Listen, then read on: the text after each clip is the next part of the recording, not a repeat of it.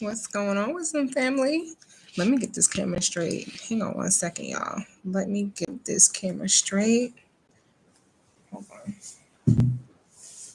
All right. I think that's better. With the exception of that little one over there who is on my futon snoring. But anyway, y'all, listen, I'm going to give y'all some time to come into the room. I decided to go live straight from YouTube, so I'm not streaming. So we are straight from YouTube. Jamie Jam is in the building. She said, hey there, what's going on, Jam? Yeah, doing something a little bit different. I decided that I am not going to use a streaming service tonight. I'm just going to go live straight from YouTube. So that is what we were doing. And I will give y'all some time to come on up in the room. Make sure you subscribe to the channel because you do need to be a subscriber for 1 minute before you can participate in the live chat. All right. So go ahead and do that. It's free. It does not cost you anything. And yes, make sure you hit that like button for your girl. All right. So it is Wisdom's daughter, and we're going to be getting into some things. All right. You can't make this up. That is the topic for tonight. So there is a lot going on out there in the world. And when I tell y'all, you cannot make this up. All right. Do y'all see the artwork behind me? Can y'all see the artwork? I don't know if the light is blocking, but you see my beautiful paintings. I finally got the rest of them up. There's another one right there. Okay. Oh, that side. There you go. All right. Nesto Shackle Shuffle Walk of Shame is in the building. So listen, we're going to get right into it. Those of y'all that are coming into the room, don't worry, y'all be able to catch up. All right. So happy Thursday to everybody. If you sent me an email, I should have responded by now. Thank you so very much. Kia is up in the building. What's going on? Kia Elder 305 is in the building. Said hello. Thank you so very much. I appreciate it. Yes, I am feeling the color.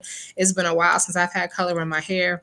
All right. Now I just got to get the nails to match the hair. But anyway, we're going to get into some things because there's some stuff going on. And when I tell y'all can't make this up. Okay. First of all, there's a whole situation going on here in Atlanta that you guys may or may not be aware of. Okay. I don't know if you heard about this young woman. It's a Black female who is currently at a hospital. And I know which hospital she's at, but I'm not going to disclose that information. But she's on life support. However, she was pregnant when she went on life support. Her family wanted her to be taken off of life support. And how about the hospital is like, no, they're keeping this woman on life support, on breathing tubes until they can safely remove the baby from her body against her family's wishes. So y'all tell me what y'all think about that foolishness in the chat because I can't even understand. But that's what's going on. Some of the things that's going on here. How do you have a woman who is on life support and the family is telling you that this is her wishes, this is what she wanted? Okay, that baby is going to have all types of issues when that baby is born. And I just have a question for y'all.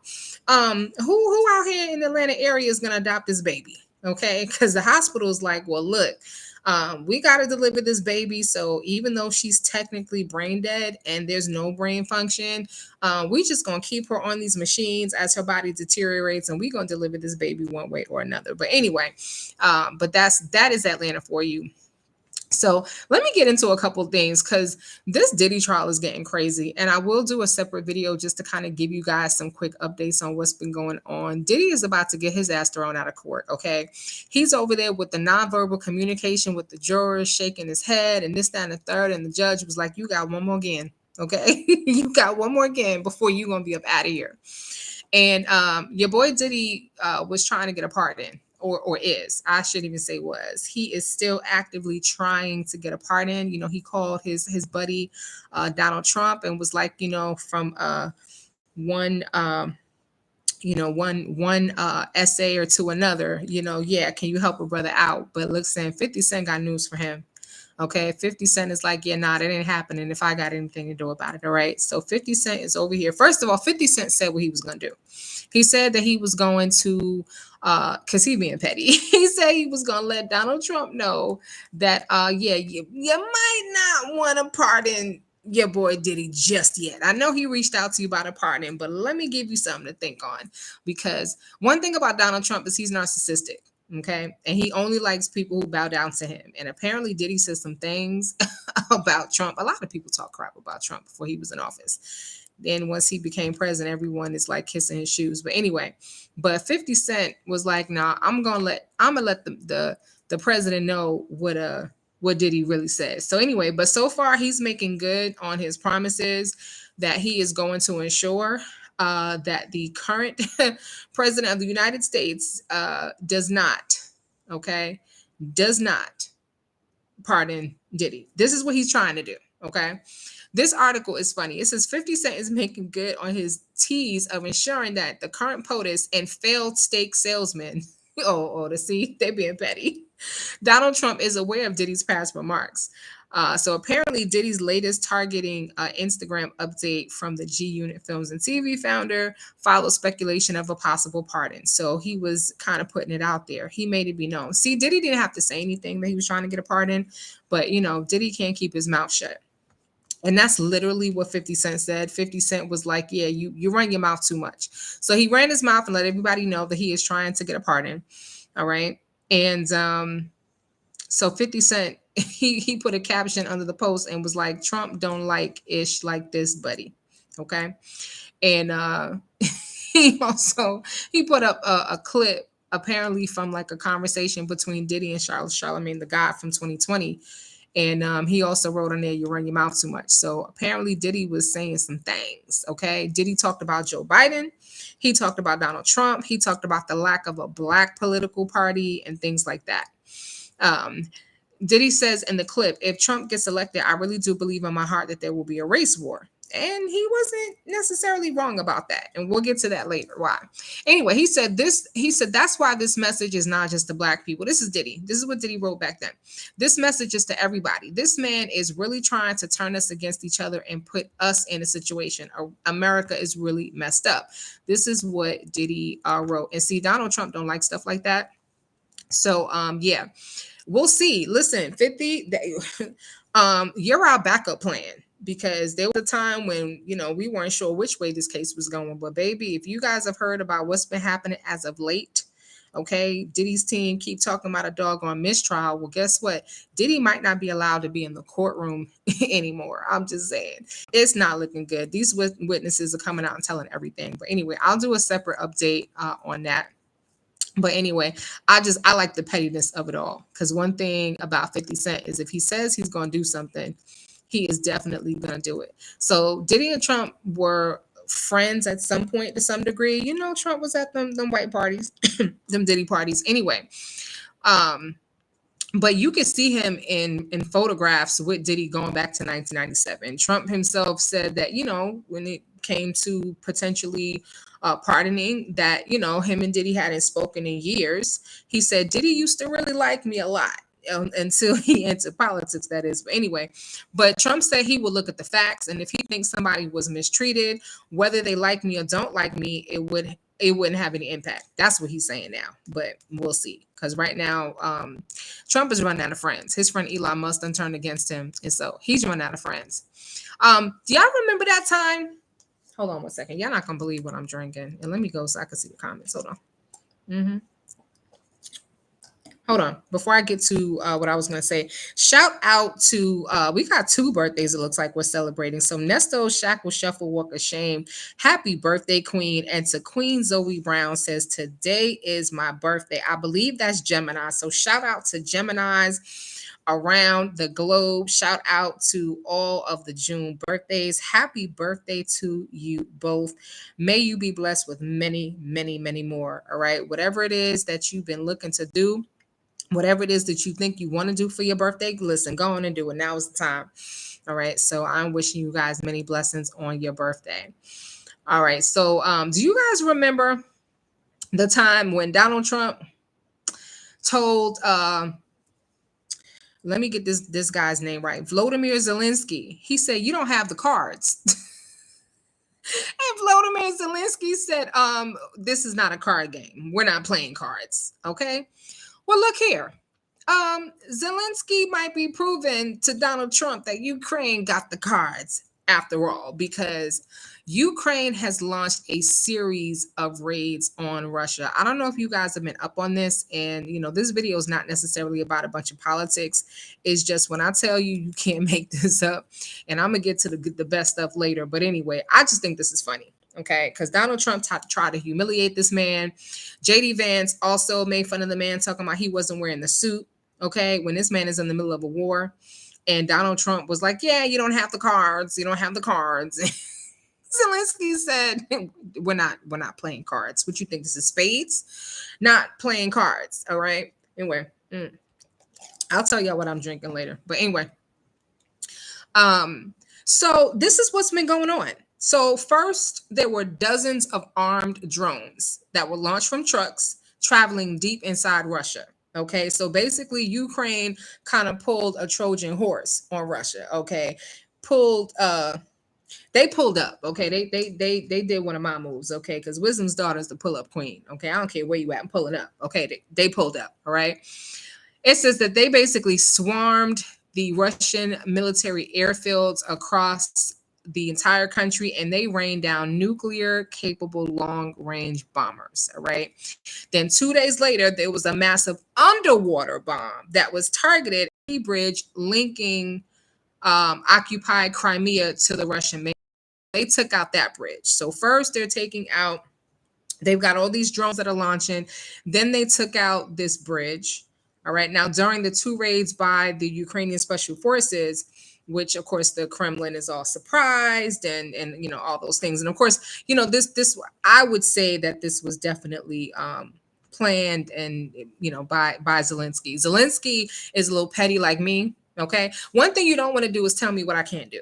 Tell me that I can't do something and I'm gonna prove you wrong. So that's what your boy did. That's what he did. Now what's interesting, let's go back once again. So Donald Trump, okay, that infamous video, everyone saw it, right? Zelensky was berated like he was the problem. Okay. Donald Trump said that he didn't have the cards to fight against Russia. And JD Vance, okay, who was also in that meeting, asked if the president had said thank you one time. Thank you for what? What did the United States do? Not really nothing. He had to handle it. Listen, y'all ever had a situation where you ask a friend for help and you end up having to do it your damn self? Okay, so y'all got husbands, all right, or boyfriends, and y'all ask them to help you out with something, all right, and you end up having to do it your damn self. Okay, so these strikes took out a lot of Russian bombers that had been firing barrages of missiles on Ukrainian cities for the past week. So basically, they're like, listen, I'm going to see your bombers and I'm going to raise you 100. Let's talk about the damage that was done, okay? Because this is interesting. Ukraine's drone swarm caused $7 billion in damage, okay? $7 billion in damage on Russian assets. So now your boy Putin, okay, well, gas is going to be the least thing he has to worry about. Listen to this. Approximately 40 aircraft were damaged in the unprecedented attack, which spanned 5 different time zones and hit targets from 2,700 miles away from the Ukraine. Okay. Now who got the cards? I wonder what Donald Trump had to say about that. Okay.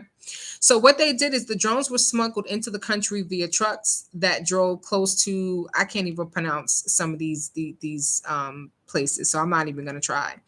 But anyway, so yeah, so Ukraine is fighting back because basically we did not show up for them. Okay, we didn't help them. Donald Trump is over here playing a card game while this man is at war. So he figured, you know what, I'll just have to do it myself. And he didn't really do it by himself. I'm sure that there are other European countries that banded around him. But I'm mentioning this because it just shows that America is not the superpower that we once were. And this is, this is really serious. So here's another thing. And there's some of this that I can't mention because it's too graphic. But apparently there was a Russian warehouse that had 400 deceased of Putin's elite paratroopers wrapped in plastic. Okay, so as I said, Ukraine might have just run a Boston. If y'all play spades, y'all know what I'm talking about. If y'all play Big Wish, you know what I'm talking about. Ukraine might have just run a Boston on Russia. Okay, so don't underestimate the little guys. All right, let's see. So that happened. And then they're calling it a mystery, but it ain't really a mystery. There were 3 plane crashes in one night after the bridge collapsed. Okay. And the tracks were blown up, leaving 7 people unalived. Okay. It said Russia was rocked by a string of mystery explosions overnight, sparking the collapse of two bridges and a deadly train crash. When I tell y'all Ukraine is not playing with Russia, Putin, you might want to give up now. You need to find something else to do. Okay. You need to just go on and just give it up. Leave him alone. Okay. Just touche, checkmate. Okay. Because you definitely got checkmated. All right. And leave Ukraine alone because Ukraine is not bowing down. Okay. I will post some of these photos from the wreckage. Okay. None of these photos are graphic, so they're safe to post. But if you guys want to see what Ukraine did, yeah. So at least 69 people were injured as rescues continued to work at the scene. I don't feel sorry necessarily for Russia. I feel sorry for any innocent people, but I don't feel sorry for Vladimir Putin because he's getting exactly what he deserves, and the damage that they've done far outweighs what Ukraine has done. But Russia's been a bully, and you know how you handle bullies, right? You just whoop them one good time, just enough for them to leave you alone. Now, here's something we got to talk about because I'm not into conspiracy theories, but I came across something, and if this is true, we got a problem. Definitely got a problem. What's going on? Zenso is in the building. So, have you guys heard about this? Apparently, China and Russia have linked up, or if they haven't linked up, they have a very similar plan for the United States. Okay. So, Donald Trump's stupid ass thought that he was making friends with Russia. No. What he did is he let the enemy in and he let the enemy see all his cards. Anyway, so apparently, China and Russia are allegedly planning in the future to use drones the size of insects to spy on the West, which is us, okay, and commit untraceable red rums. Okay, I gotta say it backwards. And this is what an ex Google futurist is warning about. So this is interesting. Apparently, it will be killer camouflage drones the size of insects. So think about a bee, a fly, mosquito, smaller than that. I don't know. That could be used by Russia and China to commit all types of horrors. So Tracy Fellows, who has also worked with Amazon and Meta, warned that they could even carry deadly pathogens and be used to spy on the UK and other countries. All right. Now, I feel like I've seen a movie about this. If you guys can think of one, you let me know. Oh, there we go. It's the Black Mirror. Have you guys ever seen the Black Mirror? It's an episode that features a swarm of drone insects that are known as ADIs. That episode was titled Hated in the Nation. So if you guys have Netflix, look up Black Mirror and find the episode Hated in the Nation. Okay, and that will kind of explain what I'm talking about. So this show is basically like a future sci-fi type of show that kind of envisions a world where robot bees are designed to pollinate flowers, but they could be hijacked to commit red rum. So the Future Review author told The Sun, in time, one expects a drone to have the situational awareness to carry out an attack autonomously without a human in the loop. Okay, so this is what we potentially could be facing. So when we talk about World War III, it's not going to be like World War I or World War II. We're talking about something completely different that we ain't never seen before. The big question is, what's the payload on these drones? What are you actually attaching to the drone? So increasingly over the last 4 or 5 years, there's been research done about viruses and how you can potentially attach a pathogen to these sort of weapons. And so if you've seen any movie or shows about this, it's not necessarily far-fetched anymore. You can, and with apparently with these drones, you can identify somebody personally. So it could be a targeted attack. You can target someone specifically and attack them with a virus, for example. Now, if you guys heard stories about Bob Marley, and I say stories because it wasn't necessarily proven, but if you guys know the story of Bob Marley and how he passed away, there was kind of a conspiracy around that he was intentionally infected with cancer cells. Okay. And that's ultimately what took his life. What's going on? June's Poetry is in the building. Zenso said Pootie Cakes needs to go down now. Yep. Zenso said, I heard of this WD the bees. Listen, I was out here in that yard earlier today and I finally got my, y'all look, I had not gotten my grass cut in so long. The grass in some places was like 3.5, almost 4 feet high. It was almost as tall as the fence in some places where the weeds were growing up. So my lawn guy finally came. It's been raining here. So, you don't want someone cutting your grass in the rain. Um, unless they want to damage their equipment and unless you want a fungus in your grass. So they finally came yesterday. It lightened up just enough where they can cut the grass. But I had all type of fauna and flora. Okay, I had the blue jays, I had the robins, I had what looked like wasps. I think they were wasps. They were like not bees, but kind of orangey. Okay, did I not pull out the raid for bees? No, it's for hornets, ants, and spiders. Okay, pulled out the raid and sprayed him real good. I felt so bad. He looked like he was having a seizure, but I was like, not today. Nope, you was not invited to the backyard. Okay, you were not invited to the picnic. Okay, I ain't even got the grill going yet. You were not invited. Anyway, but that's some of what's been going on in political news. So moving on from that, y'all, I don't know any of you who are from Texas, but if any of you live anywhere near Richardson, Texas, there that is now being deemed the largest nail salon in the world. Okay, it's 13,000 square feet. It is huge. Now, I did look at a YouTube video because I'm nosy. Y'all know I'm nosy. I wanted to see what this place looked like. And it is beautiful, but it looks like your typical, nail salon with like the row of chairs. They have a big heart in the middle that spins around. But the real story is the fact that the owner, the dad, he actually built that nail salon, him and his son, from the ground up. It wasn't, they didn't rent it. They literally got the space and they built it. So that was pretty amazing to me. So if you guys want to visit the largest nail salon in the world, it's called Nail Love. Because when I saw Love, I said, "Oh God, Diddy done started. He done opened a nail salon in jail. He's trying to come up with his exit strategy because y'all know Diddy is not doing well financially. I don't know if y'all heard about that, but I mean, his kids are spending his money like water, and Diddy's money is starting to. He's not in the red yet. He didn't wake up to 32 cents in his bank account yet, but his money is going down. But anyway, what's going on, Post Jerome? King Jerome is in the building. Said, "Hey fam, hold on one second, y'all. Let me just remove this because this little wire is over here doing the most. All right, and it's distracting me. So anyway, Post Jerome, I finally put up the rest of my paintings. You see it? Aren't they beautiful? Look at that one. All right. Anyway, y'all always seen the one in the middle. Okay. Y'all saw the one in the middle, but y'all didn't see the other two. So anyway, I have some other artwork, but I'll show y'all that another time. Anyway, yeah, my house is like an art museum. I love art. But anyway, so getting back to this nail salon. So the nail salon looks really nice. They look like they do some really great nails.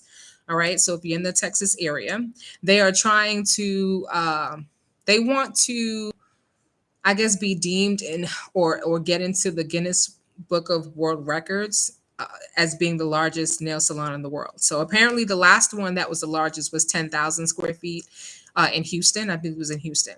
So now they decided, well, we're gonna make it 13,000 square feet. Well, what y'all gonna do when Wisdom's daughter open up a nail salon here in Georgia? Okay, not in Atlanta because they got enough, but here, but in another area that's highly populated. Okay, 20,000 square feet. What you gonna do then? Anyway, but speaking of nail salons in Atlanta, y'all listen, let me just say this because I think we had a conversation about this before. And my question at that time was, what happens when Donald Trump runs out of Latino? Okay, I'm going to say Mexican because Donald Trump thinks that all Latinos come from Mexico. That's what he thinks.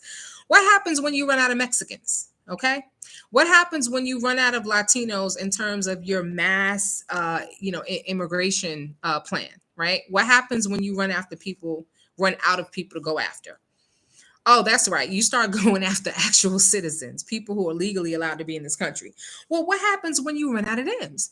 Who? Yeah, I said thems. Who are they? Lisa, what's going on, Queen? So when Donald Trump and his people, okay, because Elon Musk is gone. All right. Elon Musk was like, the hell with this. Anyway, he done caused all this trouble and now he's gone. But what happens when they run out of Latinos in this country to deport.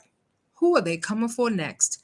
Y'all, they had an ICE raid on a Metro Atlanta nail salon. Okay, 12 people were arrested. 12. Now, why am I bringing this up? Because this nail salon is very close to where I used to work. And I've been to that nail salon many times, even though it's out of the way. I would never, travel from home there. But when I'm getting off from work, go get my nails done. It's a high-end salon. It's very clean. It's very nice. It's relaxing. It smells good. It doesn't smell like acrylic and all these chemicals. Y'all, why they bust up in my nail salon? Why did they bust up? Let me bring up this article. Why did they bust up in my nail salon? Okay, and let me see who they took, because this nail salon, I believe that if they're not Malaysian, they may be Thai. Okay, I do the nail for you, so pretty for you. You know what I'm saying?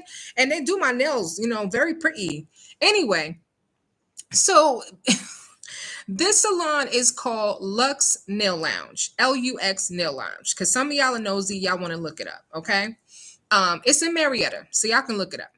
Okay, yes, I would drive that far to get my nails done. Okay, so according to Homeland Security investigations, the immigration crackdown operation occurred at the Lux Nail Lounge. Like I said, this is a very nice place. Okay, it's a little fancy. It's not just your run of the mill. Okay. The crackdown is part of an ongoing national immigration enforcement effort from the White House. The agency says 12 people who were working at the business were arrested. Officials say the hiring of undocumented migrants undermines fair labor, exploits the vulnerable, and threatens public safety. No, it don't. You know what threatens public safety? When I don't have a good nail salon to go to. I've never had any issues with fungus, my toes, nails falling off and whatnot, and all because listen, some of these nail salons, although they look clean, they don't sterilize. Okay, they don't have the proper equipment that they need, and they don't use new instruments. They'll take those instruments and just rinse them off with some water and use them on the next person, and that ain't how that go. You have to sterilize them bad boys. Okay, I'm trying to see. Let me see if they have more information. I thought there was more information, but I believe that they are okay. So that's basically, what they're going after the nail salons next. Now, listen, I've been getting my nails done for a little while now, and undocumented or not, they know how to do some nails. Okay, and when I'm not able to get there, I get my nails done where I can, but it is not the same. And ladies, y'all know what I'm talking about. We will travel for a good nail salon. This is a doggone shame. But yeah, so that's who they're coming for next. Okay. They're going to go after all the nail salons to find all the undocumented that's working there. And I believe there may have been one young lady that I can think of that's probably, I don't know what country she's from, but she's probably Latin, she's Latina. But for the most part, the people that were working there were, okay. They were Malaysian, they were from East Asia, okay, and all of that area. So I don't know if this is because Donald Trump is mad at China. So now he's going after the Chinese people in this country who are in this country illegally. Because that was my question. What about the the non-Hispanic immigrants? There's a lot of immigrants in this country. But my question to y'all is who you think Donald Trump is gonna come for after he run out of all of them? Is it possible he might be trying to come after some of us? Because he got no problem at all arresting citizens. All right, so listen, this next one is one of those you can't make this up, okay? A baby in Ohio was born early, or the mom had some complications, and the baby was in the NICU, which is the neonatal intensive care unit, okay? NICU for short, okay?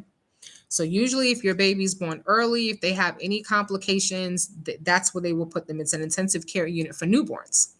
And there was a baby, beautiful little girl that had to have surgery, okay? So the baby made it through the surgery, okay? She was born on March 4th. This beautiful little girl, Eliana J. Payton, was born at a hospital in Columbus, Ohio called Nationwide Children's Hospital. I thought Nationwide was on our side, but apparently not the nurses that work at Nationwide Children's Hospital, because just 27 days after this little girl was born, she died. She suffered a head injury from a fall at the hospital. What you mean my baby fell? How does a newborn fall? The baby was in the NICU. Fell from where? Fell how? Well, apparently, after the little girl was born, she was placed in the NICU due to a cardiovascular disease called cardiomyopathy. Okay, and this is according to her GoFundMe page. Now, her mother, Mackenzie Marshall, said on March 12th, she put up a Facebook post that the little girl had heart surgery and everything went well. It was amazing. God is so great, right? She said her numbers look great. Everything went great. She said she was so happy. Then on March 25th, she's on Facebook again, this time letting everyone know that her daughter had been injured at the hospital. Okay? Stay with me. Because the baby fell. But how did a newborn who's in the NICU, and newborns that are in the NICU, they're typically in these kind of like baskets. They're not open. It's not like the old-fashioned hospitals where they had the babies in the bassinet. And listen, these newborns are different. After COVID, these newborns are able to hold their head up just hours after being born. They can roll over just days after being born. It wasn't a situation like that. So here's what happened. You know how babies sometimes, not sometimes, that babies are typically connected to wires. They'll typically have like a bracelet on their foot connected to some wires, so that if, and this is a protection that was put in place to prevent people from stealing babies out of the hospital. So if you disconnect that, or if you pick up that baby, you're only going to get so far before all the alarms are going to ring and sound and so forth. Okay. So just follow me. Baby's got a little bracelet around her little foot. Connected to that bracelet are these cords, almost similar to when you get not an echocardiogram, but when you get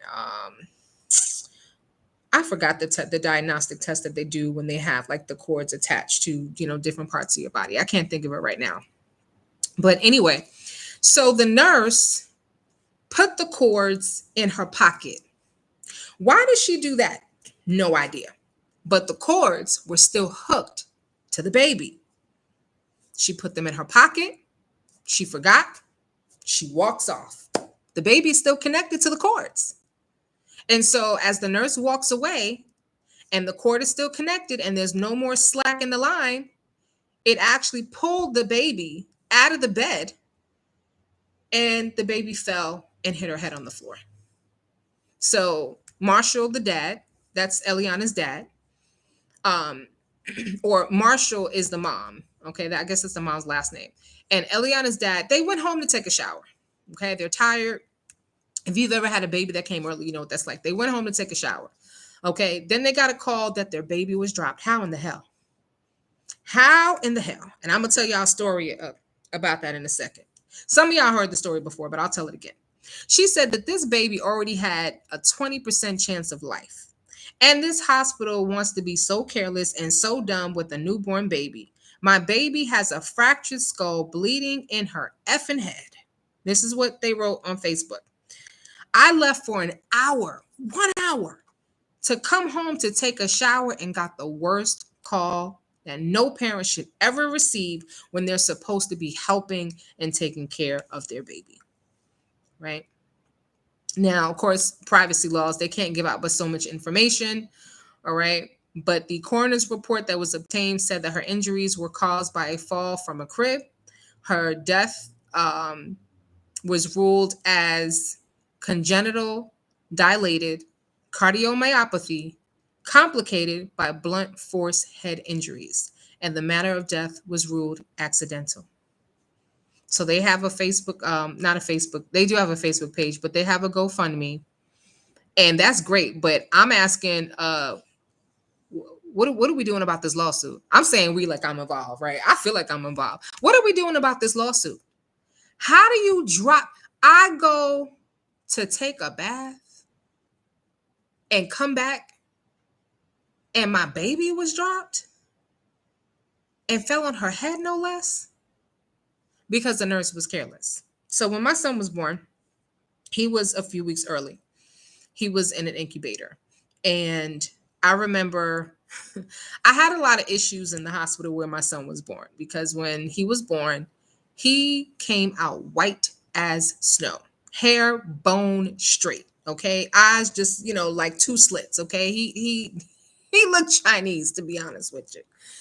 And so when I gave birth, I had that condition where your skin goes dark. And so my skin was completely like, if some of y'all are on your cell phones, all right, turn that bad boy over. You see, yeah, my skin complexion went from this to about that, right?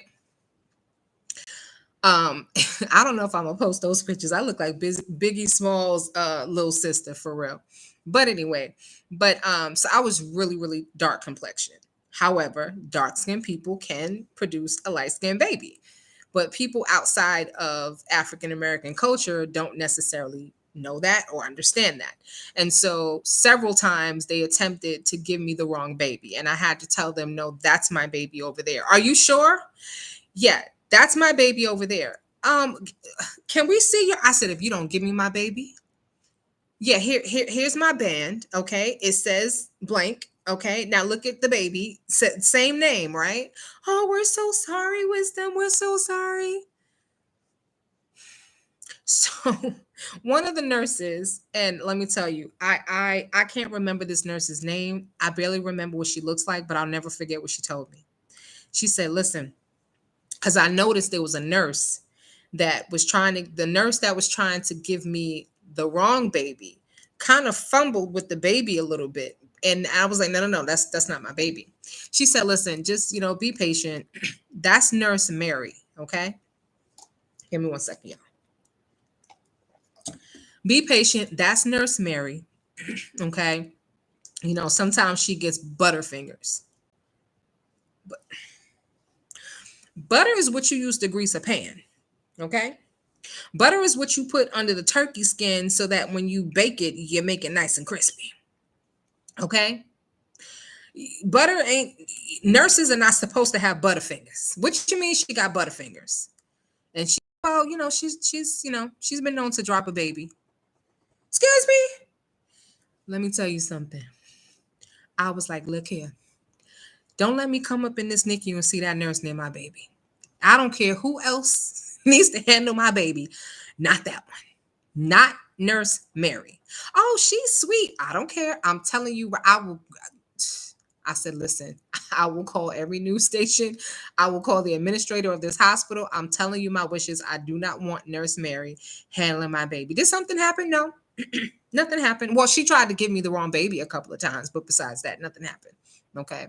Thank God my baby was safe. He made it out of the NICU, within a couple of weeks, and he was good. But that actually is not unheard of. Okay. I'm just thankful that somebody whispered in my ear about Nurse Mary talking about she get butterfingers. You don't get butterfingers with my baby. Okay. I can't be concerned about any other babies but mine. Okay. And I got to fight with you. You think I don't know which child I gave birth to? Listen, I can't. And that happened multiple times where they tried to give me the brown baby. And when I say the brown baby, this was the darkest baby in the NICU. Okay. This baby was like almost the same complexion that I was, right? Didn't even ask, didn't check my band, just immediately turned to grab the brown baby. Because the white baby over there couldn't be my baby. He got my eyes. Okay. His eyes were green when he was born, and then they eventually turned brown. But other than that, that can't be my baby. Anyway, I'm sorry, y'all. I'm over here going in. Let me read some of your comments. So Lisa Glaze said, I thought they provided shower care needs for moms, especially when they're in the NICU. Let me tell y'all what happened to me. So I went in for what was supposed to be a regular checkup. Okay. And they said, Miss Wisdom,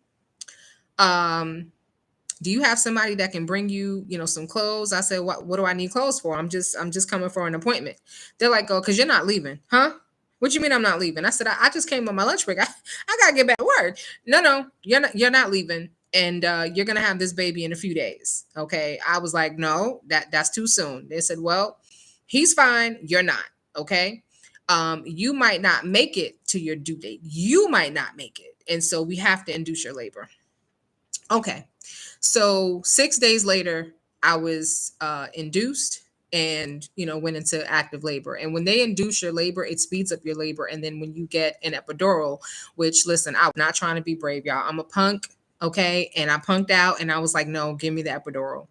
They messed up the first epidural, okay, and had me screaming so loud that the other moms was like, listen, y'all got to give her something. Y'all got to help her out. And then the head doctor ended up pulling out the epidural that a student, see, they didn't even ask me if it was okay for a student to put in the epidural. They didn't tell me, listen, we're a teaching hospital. We have a student that's going to put in your epidural and they make you sign a form. No, no, no. He just did it. And I knew something was wrong because I'm like, why is it taking so long? I've seen these epidurals get done. I work in a hospital. It takes, couple seconds, couple of minutes at most. All right. I'm like, this is how I'm breathing because you can't move.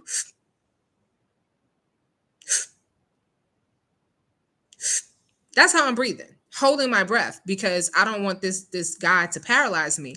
And I'm like, can you please hurry up? I can't breathe. I'm in the most uncomfortable position. I really can't breathe. And so yeah, so he finally, got it in, but the medicine was running into my legs. And so my legs were numb. I couldn't feel my legs and my feet, but I felt everything else. So finally the doctor put it in properly. And I finally got some relief. I mean, I was in labor for 18 hours at that point, 18 hours without an epidural. They finally put it in. And I mean, literally within 2-3 hours, I was crowning. My son was already like coming. So once he came, he didn't cry. And I knew something was wrong. I was calm. I was waiting. I'm like, come on, baby. Come on. Come on. Come on. Right. So they're tapping him and, come on, baby. Come on, baby. And finally he lets out this weak cry. He was holding his breath. Now, I don't know if he learned that from me because I'm getting this epidural and I'm holding my breath, but he's holding he's holding his breath. So finally when he got ready, okay, he took a breath. Now by that time he done turned damn near blue. He was good, but they rushed into the NICU. Now the next day, y'all, was it the next day?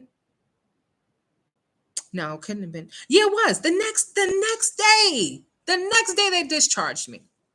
Now I had what's called preeclampsia, which is pregnancy-induced hypertension, but it's hypertension on a whole other level. Okay, they could not get my blood pressure under control. That was the reason why my labor was induced because they were afraid that I was going to have a stroke, and so my blood pressure was through the roof. Now, when they discharged me, they did not.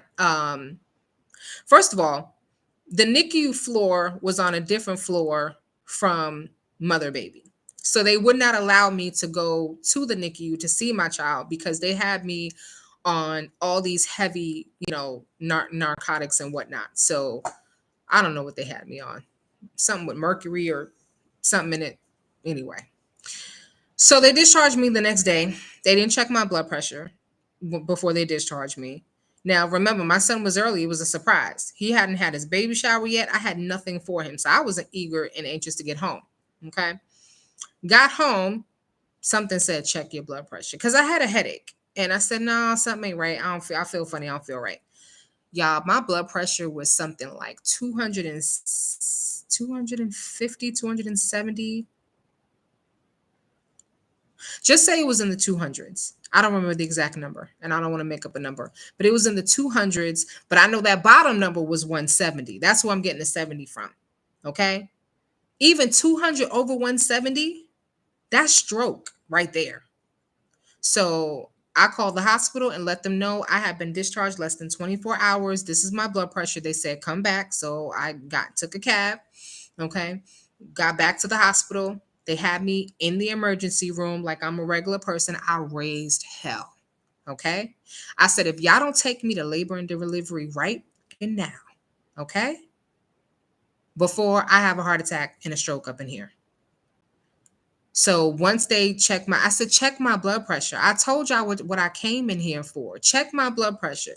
Soon as they check my blood pressure, oh God, the whole hospital comes. The chief of medicine comes. The chief nurse comes. All the aides come. The janitor comes. He done dropped his mop and ran over and got a wheelchair from me because where was patient escort? Everybody, everybody stopped. Okay.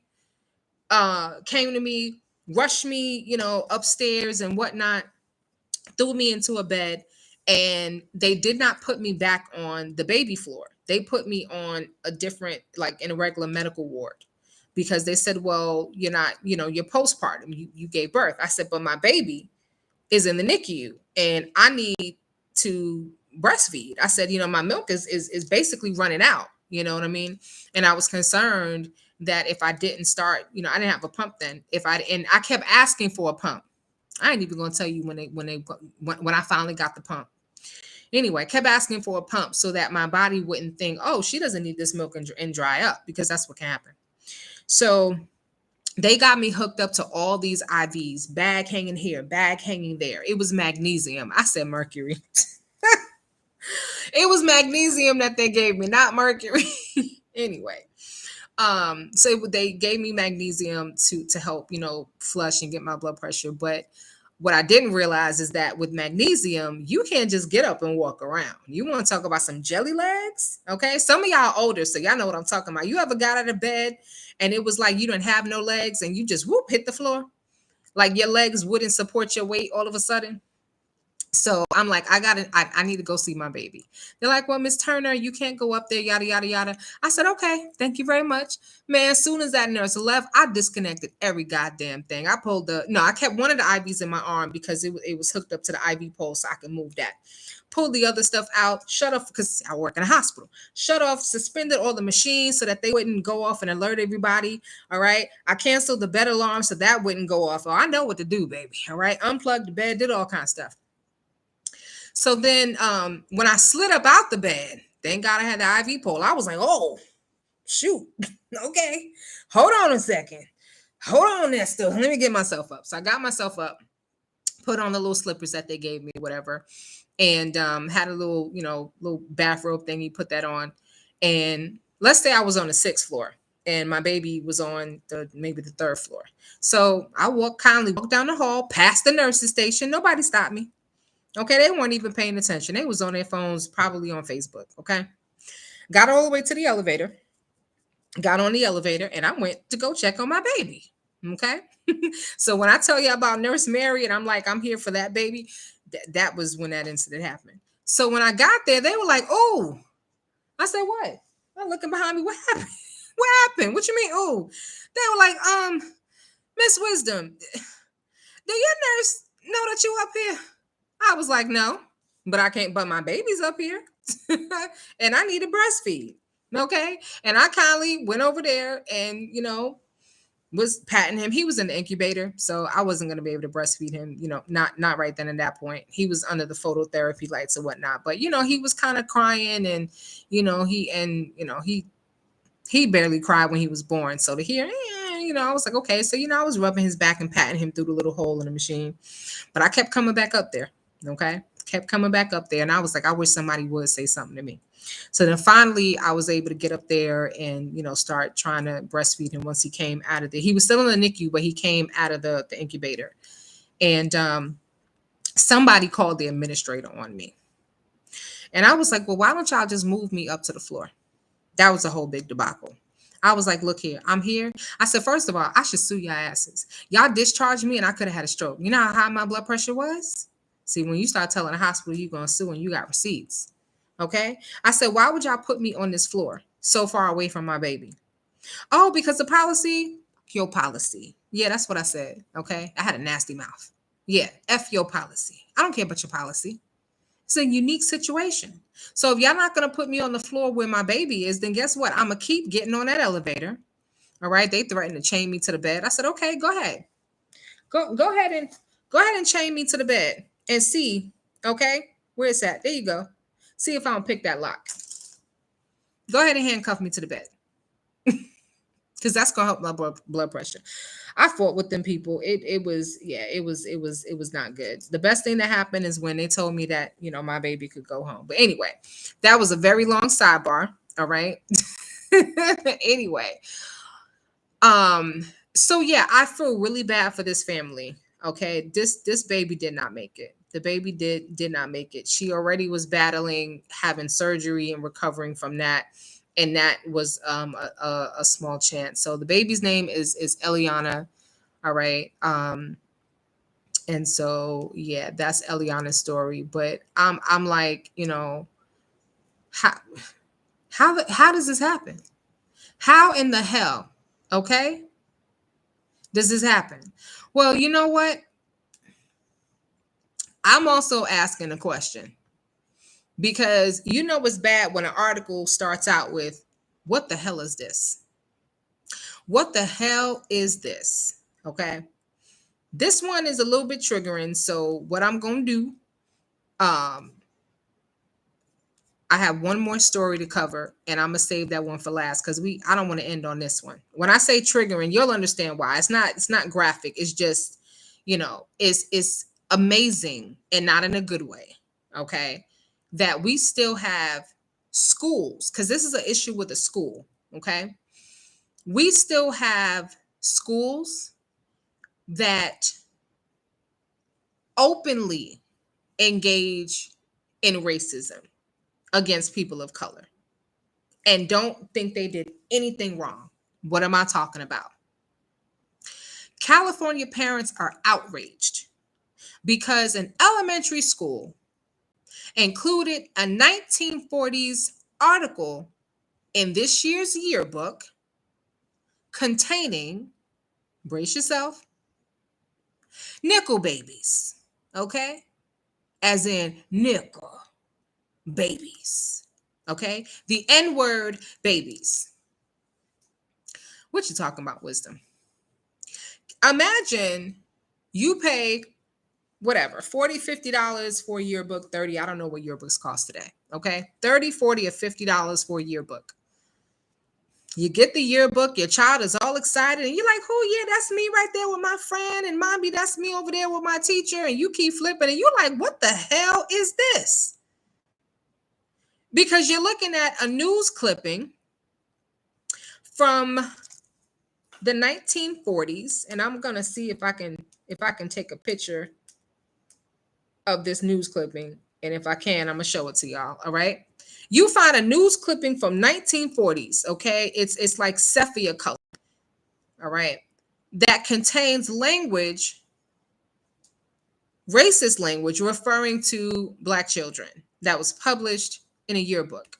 This is Mount Clair Elementary School. Mount Clair Elementary School. Hang on one second. Let me see if I can get a clear picture here. Montclair Elementary School in Oakland, California. Why did it have to be Oakland? Of course, it had to be Oakland. Yeah, I got a pretty good picture. I think I'll be able to share it with you. All right. This is terrible. And I will post it up later. So for those of you like, "Yeah, we really can't see," give me one second. Okay. It have to be Oakland, California. They printed and distribute a yearbook for the 2024-2025 year, and there's a portion of the yearbook that contains local newspaper articles from years past featuring the school's events. Okay?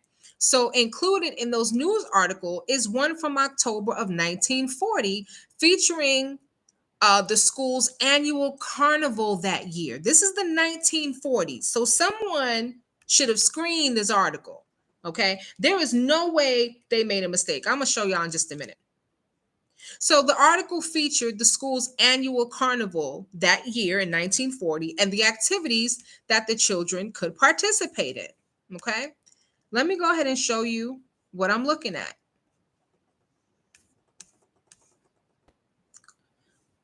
But before I do, so you only have to go down a couple paragraphs before you read this here. Boy and Girl Scouts will have charge of booths and many attractions. Okay, this is at the carnival. Many attractions such as fortune telling. It's not so bad. Okay. Airplane game. Sounds like fun. Fish pond. Oh, I love fish. Darts. Darts are fun. And knicker babies. What? Roll that back again. Say that what you said one more time. N-word babies. Can y'all see this? I don't think I'm going to be able to see it. Let me see. All right, I'll tell you what I'm gonna do. I'm gonna post it. Y'all have to look on the community wall and I'll post it. Because I have like an anti-glare on here, and I guess the anti-glare really works. So anyway, yes, y'all heard me right. Okay. The kids are gonna engage in games like darts, fish pond, airplane game, fortune telling, and knicker babies. Okay. According to the Jim Crow Museum, there was a game known as African Dodger, which was also known as Hit the Knicker.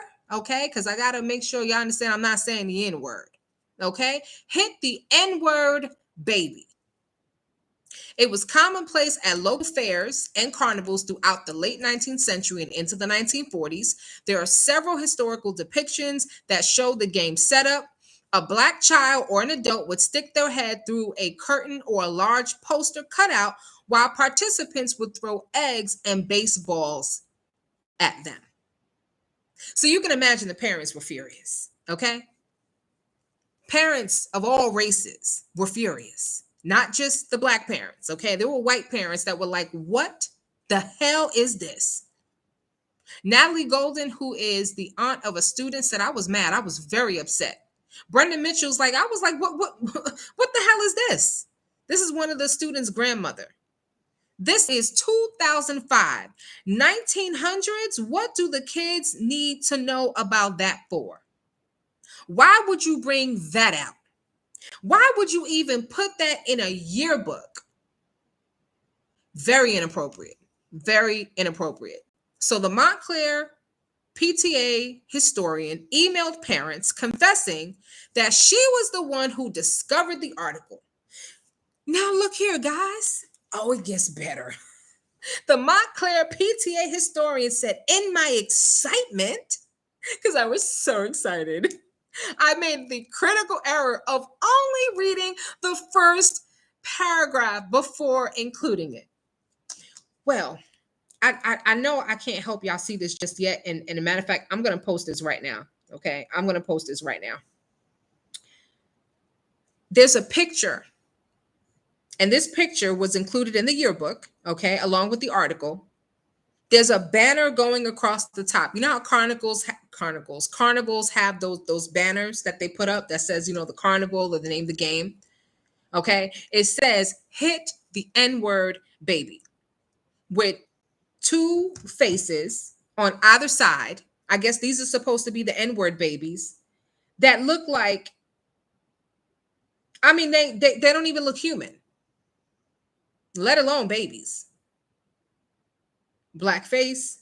All you see is two white circles for eyes, a big old nose, and big old white lips, because that's black face, right? Back then when they wore black face, that's what they wore. Black face, and then around, you know, the mouth, big white lips, and everything else like that. How the hell did you make that mistake? You can't see? You can't see? You don't have any glasses? No? Glasses don't work? Okay. You didn't see the big hit the N-word baby? She said, in my excitement, I made the critical error of only reading the first paragraph before including it. She added that the 4 people on the volunteer yearbook team also failed to read the article and catch the slur. No. Mm-mm. Once I post this, and we're almost done. We're going to wrap up in just a minute. Once I wrap up, I want you guys to go to the community wall and look at it. And I want you to comment. And you explain to me how it is that they didn't see. Matter of fact, let me see if I can do this. Let me try something, and I won't know, to be honest with you. I'm not going to know if it worked or not, but I am going to take my camera down, and I'm going to give me 1 second. I'm going to point it at my computer screen and see if that will do it. All right. I don't know, because I want you guys to see this. I don't know if this will work. I don't know how close I am or how far I am, but do y'all see that? Hopefully you guys are seeing this. You see that? Hit the NIGGER baby. They blocked this part out because they didn't want to put a full racial slur on here. Are y'all seeing that? Baby, I can't with the nonsense. She says that it was an oversight and nobody else caught it. Nobody else caught it. I find that very hard to believe.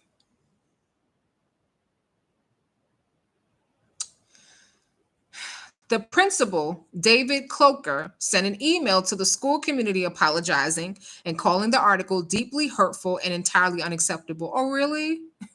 You know, it's deeply hurtful that you, as principal, did not check and approve what was going in the yearbook. Isn't that part of your duties? To have the final say? Yeah, it's hurtful that somebody thought this was cute. And the sad part is, in this country, all you have to do is apologize and act like you're sorry. You don't actually have to be sorry. I'm sorry. He said that stickers will be provided by the school to place over the article. Grandmama said, put a sticker over it. What you mean, put a sticker over it? So another parent said, yeah, that's acceptable. What they should have done is collected all the yearbooks and redid them and then passed them back out. Okay. I understand they paid a lot of money for these yearbooks. Well, guess what? They could have took a razor and cut that whole page out. That whole page would have been gone. Okay. The PTA president, Sloan Young, said the school is offering refunds to anyone who purchased a yearbook. The PTA is also taking on the task of publishing a whole new set of yearbooks without the offensive article. There's an answer. A racial equity meeting was also held for parents who wanted to discuss the incident further and share their concerns. I don't know who the hell got their child in Montclair Elementary School over in Oakland, California. But this is why you have to be very involved with what's going on with your kids. You have to pay attention to everything. And I mean everything. Yep, let me check your comments. Let's see. Zenso said, this isn't a mistake. The teacher in charge of the yearbooks reviews and signs off on it. Being a native Californian and Southern Californian, I've never had an issue or problems while growing up. Wow. Mm-hmm. Yeah, when I said it got to be Oakland, that was just a joke. But Pecan Tan said, I'm looking stupid and confused still. They decided that they were going to have a feature in the school's yearbook with articles from the past. Well, they went all the way back to 1940. Somebody must have forgot their history. You see why it's important to teach civil rights, to teach Black history, because Black history is American history. So you don't make dumbass mistakes like this.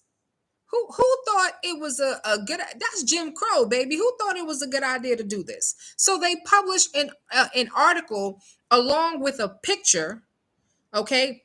And at the top, it had the name of a game for that particular section of the carnival called Hit the N-Word Baby, the Knicker Baby, okay? Hit the Knicker Baby. And you put your face inside a little hole and they would throw eggs and all type of stuff, okay? For what reason did that need to be included? And the person in charge is saying that they didn't read the whole article. They only read the first couple of lines. You didn't have to read the article. You can't see. You didn't see that big old picture with the two racist depictions of what I guess whoever created that, their version of what they think a Black baby is. Anyway. Oh, this is terrible. But if you want to talk about some dumbass things, we got a dumbass president, okay?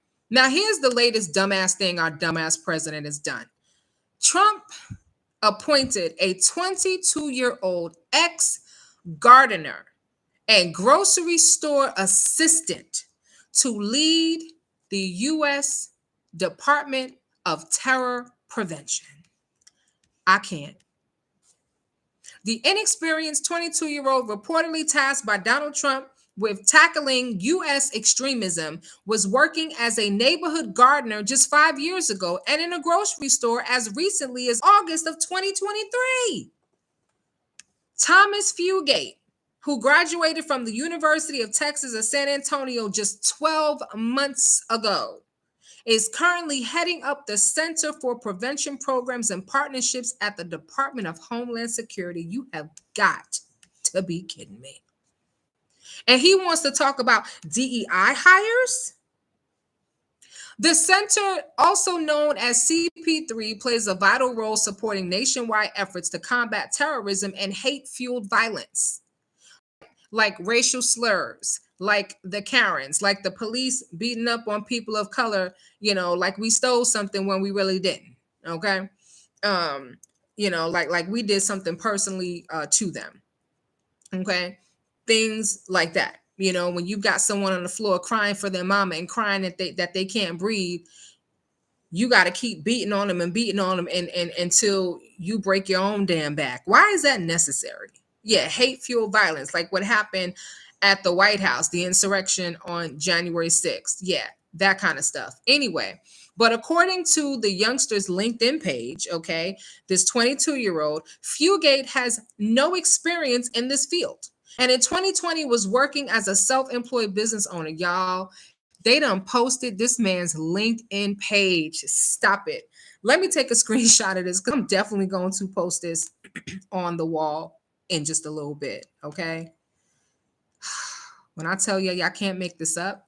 This is what his LinkedIn page, and actually, y'all can go, because y'all are nosy like me. Y'all can go and look up his LinkedIn page if y'all want to, okay? If y'all want to. Y'all can go look up his LinkedIn page. I am not streaming right now, so I can't share that. But his name is Thomas Fugate. Okay. So Lil Thomas, okay. Little Tiny Tim over here performed lawn care work around, this is what it wrote. From May 2020 to June 2020, for 2 months, he was self-employed part-time.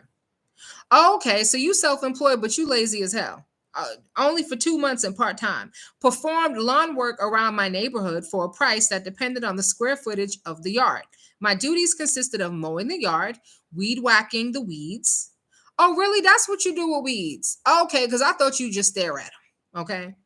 I thought you throw sunflower seeds at them. You eat sunflower seeds and got to spit out the shells. I thought that's what you did with weeds. Oh, you weed whack them. Okay. Weed whacking the weeds, edging around the yard. Yeah, that would help. Okay.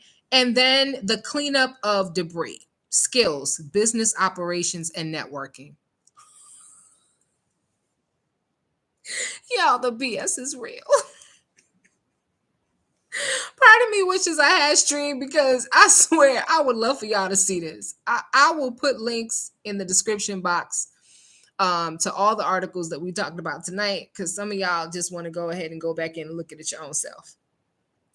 There isn't much else on his resume to suggest that Fugate has the requisite skills to weed out terrorists. Oh, somebody is petty. There isn't much else on his resume to suggest that Fugate has the requisite skills to weed out terrorists. Prior to his work as a gardener, while studying for his degree in politics and law, Fugate worked at an HEB supermarket in Austin, Texas, as a cross-functional team member. The only thing he was crossing was them checkout lines to bag groceries over here, bag groceries over there.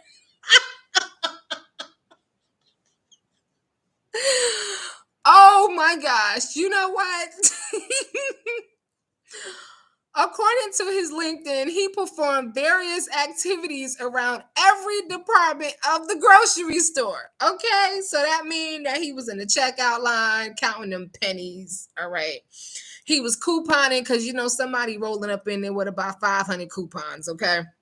He was restocking. Okay. He was back there cooking that chicken, because like Publix, HEB, they be frying us some chicken and whatnot. He was making sandwiches because like Publix, they got a sandwich station.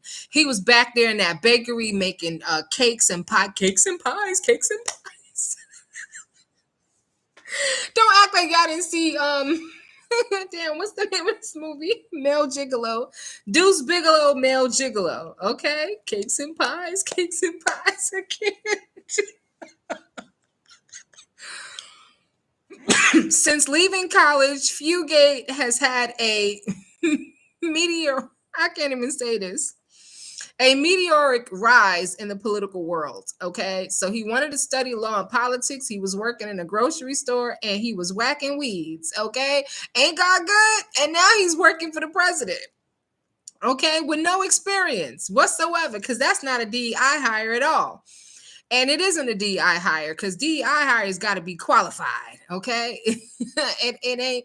Anyway, he served as an advanced team member on Donald Trump's 2024 campaign. This according to his LinkedIn page, okay? And avowed Republican, okay? So he's a hardy Republican.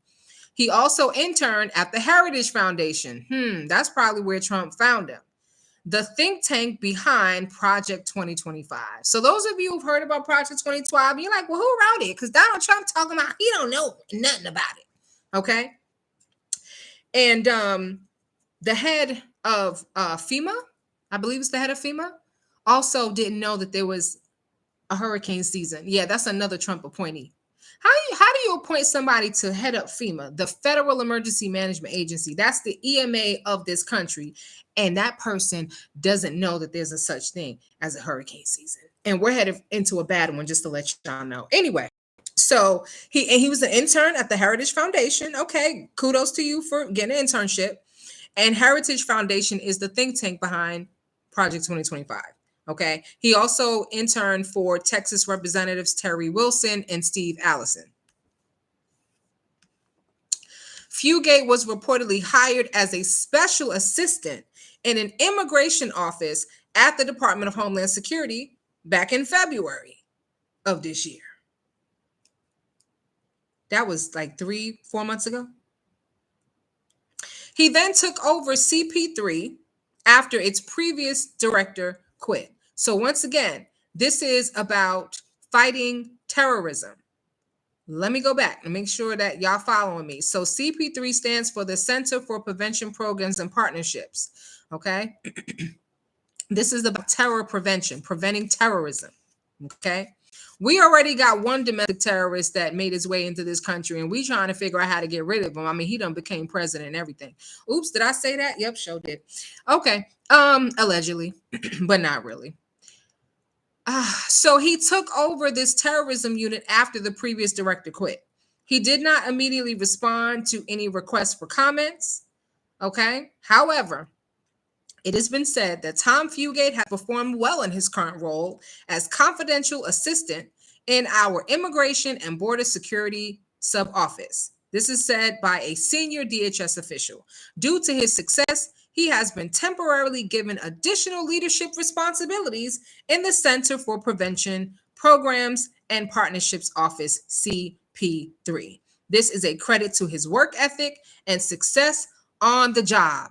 Right. Because whacking weeds and mowing grass and working in the grocery store, that's how you make your way to DHS. So those of you who want to, how do they get them big jobs with Homeland Security? Go work in a grocery store. Okay. Go start a lawn mowing business and just do it for about 2 months, just 8 weeks, 6, 7, 8 weeks. You don't have to do it too long. Okay. And make sure you're white too. That's a prerequisite. Fugate set up a political Instagram account last year where his profile contains the motto, "Men used to do great things. I believe they still can." Oh, and they're cute. He has posted a number of photos from the campaign trail and his time in Washington, D.C. He also posted a video that showed him with a host of lesser lights in the Republican Party, including the disgraced former Congressman Madison Cawthorn, Kennedy Center President Rick Grenell, and MAGA personality Riley Gaines. He is also pictured with Texas Governor Greg Abbott and former British Prime Minister Boris Johnson. Baby, when I tell y'all. All right. I got a lot of posting to do. We got to get these posts up so y'all can see what it is that I'm looking at. But that's all I got for you. Can make this up tonight. June's Poetry said, "I can see the dog behind WD behaving. Good dog. I know you only get a shout out when you're messing up." Oh, June's Poetry is calling me out. June's poetry. Let me tell you why the dogs are being really good right now. There's a reason why all of a sudden they being real good. Okay, because I went out to take some suits to the cleaners. Okay, because I will be covering the Nesto Ernest Williams trial come was it Monday? All right. Don't think I'm going to have cameras in there, but I will be there covering it. And since someone pointed out that apparently wearing a nice sweater and some blue jeans, according to them, that was looking a hot mess. But apparently they don't know how to dress and they don't know what a hot mess is. But I got the message. They want Wisdom's daughter to look like I'm part of Nesto's defense team. That's not going to help him. But yeah, your girl will be suited and booted. Okay. So while I was at the cleaners, okay, these dogs were in here tearing up one of their dog beds. Now, I have several, okay, because I also board dogs, so I have extras. And thank God they didn't tackle the big one. Oh, they knew better. They went after the small one, okay, but they did so much damage, I can't even repair it. I can't sew it up. I can't push the stuffing back in, and I had a huge mess to clean up. So they done wore themselves out, okay? Oh, she's over here. Allie. Allie. See, look, she barely moved. Okay, she got her behind me. She giving me her butt to kiss. You tired, huh? You tired from tearing up stuff in this house? Uh-huh. Yeah, I'm talking to you, mama. Yeah, I'm talking to you. You tired from tearing up stuff. Anyway. But yeah, that's why they being good. Zenso said, just looked him up. A freaking 22-year-old. Hold on a second. Why was the message deleted?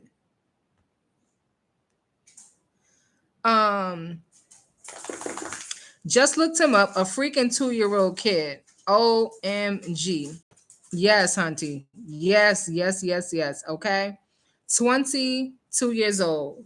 So y'all go and look up his LinkedIn, okay? So he he went from the outhouse to the White House, okay? That's basically what he did. Hold on one second. Here we go. I'm looking at the rest. I'm trying to catch the rest of your comments that I missed. Pecan said, lies from the pit of hell. Lies from the pit of hell. Hold on one second. Lisa, thank you so much for the super chat. She said, WD, did the judge address the recording devices? I can't wait for your coverage. To my knowledge, no, he did not. But you know what? Let me just say this. Diddy's trial, his RICO trial, proves that you don't have to have a camera in the courtroom to have good content. Okay, there are people out here that are in that courtroom every single day killing it. Infamous Sylvia is not one of them. Okay, in the courtroom every day, but ain't got shit to say. So you know, Tisa Tells, Brian Cohen, Make It Make Sense. There are others that are covering that Diddy trial day after day and coming back and giving us the goods. Okay, so you already know I'm gonna have a whole bunch of tea to spill for y'all come Monday. Trust me, we gonna do it and we gonna do it big. All right, so because I'm gonna show. Well, I don't think Sonya's gonna be there. All right, but I'm gonna show her how to dress. Okay. Yeah, I got anyway. Dennis Byron has been there. Absolutely. Dennis Byron has been there every single listen. This man has been battling the rain. He's been out there when it's hot, been out there when it's cold. I mean, the weather has been wreaking havoc. Okay. He's on his feet all day long. He's been in the courtroom as well. And when he's done, he actually comes with a report, with information to tell you what's been going on. You understand what I'm saying? So, you know, I'm doing like micro updates because it's a lot. And at the end of the day, I don't think anybody really wants to sit through a 2-hour live about Diddy. They just want to know, get the hot spots and goods. And, you know, there are plenty of other content creators that have more information that, you know, they can justify doing a 2-hour live. So I'm giving micro updates. Yes, ma'am, Zenso. Yes, ma'am. Okay. You now have a wrench, my dear. Welcome officially to the Wisdom's Daughter Mod family. Yeah, you constantly show up. I appreciate you, Queen. So you deserve that wrench. Uh, let me see. There's a couple of comments that I might have missed.